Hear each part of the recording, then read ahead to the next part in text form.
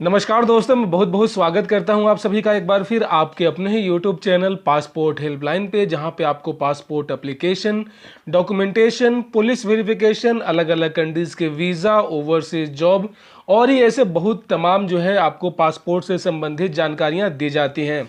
और दोस्तों, आज के इस वीडियो में हम बात करने वाले हैं एक ऐसे टॉपिक के बारे में जिसको लगभग लगभग कह सकते हैं कि 80 to 90% वैसे लोग फेस करते हैं इस सिचुएशन को जिन्होंने जो है न्यू और फ्रेश पासपोर्ट के लिए अप्लाई किया हुआ है। बेसिकली गाइज यहाँ पे होता कुछ यूँ है कि आपकी ओर से सारा प्रोसेस कंप्लीट हो चुका होता है, लाइक ऑनलाइन एप्लीकेशन, पेमेंट, वहाँ पे आपका अपॉइंटमेंट भी कंप्लीट हो चुका है, यहाँ तक कि आपका पुलिस वेरिफिकेशन भी कंप्लीट हो चुका है काफ़ी अच्छे से। उसके बाद जब आप अपना ऑनलाइन स्टेटस चेक करते हैं तो वहाँ पे आपको शो करता है your application is under review at RPO. Guys, ये एक ऐसा सिचुएशन होता है जो सबसे ज़्यादा तकलीफ देता है, सबसे ज़्यादा मन में क्वेश्चंस अराइज करता है कि आखिर क्यों जो मेरा एप्लीकेशन है वो अंडर रिव्यू है आरपीओ में। बेसिकली आरपीओ मतलब रीजनल पासपोर्ट ऑफिस, जो कि स्टेट का जो सबसे सुपीरियर आप कह सकते हैं ऑफिस होता है पासपोर्ट का, वो होता है। मतलब कि अगर आप अलग अलग जिले से भी बिलोंग करते हैं, लेकिन आपके स्टेट का जो हेड मतलब कह सकते हैं कि जो आपका स्टेट का जो कैपिटल होता है वहाँ पे एक आरपीओ होता है। मतलब ये कि अगर आप पटना के किसी जिले से हैं, समस्तीपुर से हैं, आप मुजफ्फरपुर से हैं, गया से हैं, तो आपका आरपीओ जो होगा वो पटना में ही होगा। अगर आप झारखंड के किसी भी जिले से बिलोंग करते हैं, जैसे कि जमशेदपुर, धनबाद, लेकिन आपका जो आरपीओ है वो आपका रांची में ही होगा। मेरे कहने का मतलब ये है कि भले ही आपने अपॉइंटमेंट अपने राज्य के किसी भी कोने में दिया होगा, अल्टीमेटली जो आपकी फाइल प्रोसेसिंग के लिए जाती है, जहां पे आपका पासपोर्ट प्रिंट होता है, डिस्पैच होता है, ये सारा प्रोसेस जो है वो आपके रीजनल पासपोर्ट ऑफिस में होता है, जो कि आपके राज्य के जिले में स्थित होती है। तो बेसिकली यहाँ पे क्वेश्चन ये अराइज होता है कि आखिर ये सिचुएशन आता क्यों है। क्योंकि हमारा सारा कुछ जब सक्सेसफुली हो चुका है, पुलिस वेरिफिकेशन जो कि सबसे टफ प्रोसेस माना जाता है, वो भी हमने काफ़ी अच्छे से कंप्लीट कर लिया, उसके बावजूद आखिर मैटर कहाँ फंस गया। सो दोस्तों, अगर आप भी इस सिचुएशन को अगर आप फेस कर रहे हैं तो आज के इस वीडियो को अगर आप कंप्लीट देख लेंगे, अगर आप कंप्लीट समझ लेंगे, तो जो है आपका ये पूरा डाउट क्लियर हो जाएगा और आपको इधर उधर जो है झांकने की जरूरत नहीं पड़ेगी कि आखिर ये प्रॉब्लम आपके साथ क्यों हो रही है। तो बेसिकली गाइज यहाँ पे दो रीजन होते हैं, ठीक है। अगर आपका जो अंडर रिव्यू है, एक होता है पेंडिंग और एक होता है अंडर रिव्यू। आप इस चीज को समझे, डिफरेंस समझे पहले।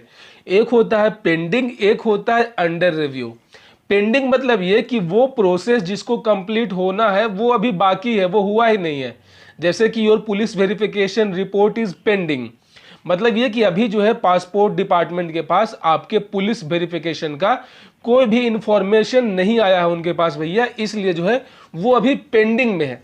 पेंडिंग मतलब ऐसा काम जो अभी हुआ ही नहीं है या फिर उसका इंफॉर्मेशन उनके पास नहीं है। अब उसके बाद बात आती है अंडर रिव्यू, ठीक है। ये जस्ट अपोजिट होता है पेंडिंग का। हालांकि लोग दोनों चीजों का मतलब एक ही समझ लेते हैं बेसिकली, लेकिन एक होता नहीं है। अंडर रिव्यू मतलब ये होता है कि उनके पास सारा इंफॉर्मेशन तो आ चुका है, जो जो उन्हें जानकारी चाहिए थी वो आ चुका है, लेकिन फिर भी जो है वो अभी डिसाइड नहीं कर पा रहे हैं, क्योंकि उसमें उन्हें कुछ कमी लग रही है, जिसको लेकर जो है वो बिल्कुल फुल्ली सेटिस्फाई होना चाहते हैं। उसके बाद ही वो आगे प्रोसेस कंप्लीट करेंगे। इसका मतलब ये कि अंडर रिव्यू मतलब ये कि वो भी थोड़ा सोचने के लिए, समझने के लिए आपसे समय मांग रहे हैं। अब आखिर ये सोचने के लिए, समझने के लिए भाई क्यों टाइम मांग रहे हैं? क्योंकि उनको जो है आपने जो भी इंफॉर्मेशन दिया है उनको उस पर डाउट हो रहा है कि ये बंदा जो है इसने सही जानकारी दिया है, गलत जानकारी दिया है। और सबसे बड़ा फैक्ट होता है तब जब आप अपना 10th का मार्कशीट देते हैं, जो कि मैं बार बार अपने वीडियोस में बताता हूं कि भाई आपको ये गलती मत करो, कोई फायदा नहीं होता है। ईसीआर, नन ईसीआर के चक्कर में पड़ के जो लोग जो है अपना कीमती टाइम गंवाते हैं। ऐसा दुनिया में कोई रूल नहीं है कि जिनका जो है 10th पास वाला पासपोर्ट होगा वही देश से बाहर जाएंगे, ऐसे नहीं जाएंगे, ऐसा कुछ होता नहीं है। बेसिकली वो पहले होता था, लेकिन अब इंटरनेट का जमाना है, अब कुछ नहीं होता है। तो बेसिकली गाइज यहाँ पे होता यह है कि आप गलती कर देते हैं अपने 10th का मार्कशीट देने का। अब चूंकि आपके एड्रेस का तो वेरिफिकेशन पुलिस वालों ने कर दिया है, तो वो रिपोर्ट उनके पास चल गया है, लेकिन क्या है आपके जो 10th का मार्कशीट है उसके ऊपर उनको हमेशा डाउट रहता है, ठीक है। उनको उस बात का डाउट रहता है कि ये मार्कशीट असली है कि नकली है, और इस बात का जो है प्रमाणित कौन करेगा, वो बोर्ड ऑफिस करेगा, जिस बोर्ड से आप 10th पास किए थे और जिस ईयर में भी किए होंगे। मतलब ये कि अगर आप बिहार से हैं, अगर आपने अपने 10th का मार्कशीट दिया था बिहार बोर्ड वाला, तो क्या करेगा, वो पासपोर्ट डिपार्टमेंट का जो टीम होगा वो आपके उस मार्कशीट को, आपके सर्टिफिकेट को बिहार बोर्ड के हेड ऑफिस भेजेगा, इस बात के लिए कि भैया पता लगाओ कि ये जो मार्कशीट है ये जाली है कि नकली है। अगर आप नहीं दिए होते 10th का मार्कशीट, तब तो भाई जैसे उनको आपका पुलिस वेरिफिकेशन मिलता रिपोर्ट, तुरंत भाई चलो इनका पासपोर्ट बनाओ, तुरंत प्रिंट आउट करो, भेज दो। वो चाहते हैं कि जितना जल्दी पीछा छोड़े, क्योंकि उनके पास सारा इंफॉर्मेशन आ चुका है। लेकिन पेज फंस गया कहाँ पे, ये 10th वाला मार्कशीट वाला पे, कि ये भाई जो है इसको भी तो अब वेरीफाई करना पड़ेगा। वो लोग जाली सर्टिफिकेट पे तो पासपोर्ट आपको इशू नहीं करेंगे, उनकी भी अपनी एक वो होती है, उनका अपना एक रिस्पॉन्सिबिलिटी होता है। और बोर्ड ऑफिस वाले इतने कामचोर होते हैं कि वहाँ पे मतलब कि कह सकते हैं कि आपका जो है वहीं पे जो आपका एप्लीकेशन जो भेजते हैं पासपोर्ट ऑफिस वाले, वो वहीं पे पड़ा रहता है। उनको कोई जल्दी नहीं होता कि वो जल्दी से अटेस्टेड करके जो है आपके एप्लीकेशन को वापस आरपीओ में भेजें। इसीलिए जो है लगभग महीने 2 महीने तक आपके पड़े रहते हैं। और जैसे ही 65 दिन का टाइमलाइन पूरा होता है, चूंकि 65 दिन का टाइमलाइन होता है आरपीओ की ओर से कि भाई इतना टाइम तो नहीं ले सकते हैं, अब भाई बोर्ड ऑफिस वाले तो अपनी मर्जी चलाते हैं, तो उसके बाद क्या करते हैं, जैसे ही 65 दिन के अंदर अंदर जो है उनको बोर्ड ऑफिस से कोई रिपोर्ट नहीं मिलती है, तो वो आपके घर पे एक लेटर भेज देते हैं। सोच लीजिए कि 65 दिन बाद आपके घर पे लेटर आएगा और उस लेटर में मेंशन होगा कि भाई ऐसा है कि एक बार फिर आ जाओ। आपको आरपीओ बुलाएगा अपने ओरिजिनल रजिस्ट्रेशन नंबर, जो कि आपका 10th में जब रजिस्ट्रेशन हुआ था उस समय का registration number, original admit card जो आप लेकर एग्जाम देने गए थे, फोटो कॉपी नहीं चलेगा, यहाँ पे सारा कुछ ओरिजिनल चलेगा, original admit card, original marksheet, और उसके बाद जो एक पास सर्टिफिकेट मिलता है लंबा वाला, वो आपको लेकर जाना होगा आरपीओ।